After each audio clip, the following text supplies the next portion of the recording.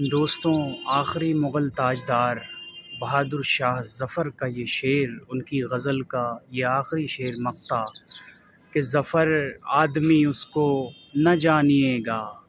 ظفر آدمی اس کو نہ جانیے گا، ہو وہ کیسا ہی صاحب فہم و ذکا، جسے عیش میں یاد خدا نہ رہی، جسے طیش میں خوف خدا نہ رہا۔ کہ ظفر وہ انسان کہلانے کے قابل نہیں ہے، لائق نہیں ہے، چاہے وہ کتنا ہی فہم و ذکا کیوں نہ ہو، پڑھا لکھا ہو، دماغ والا ہو، دانشور کیوں نہ ہو،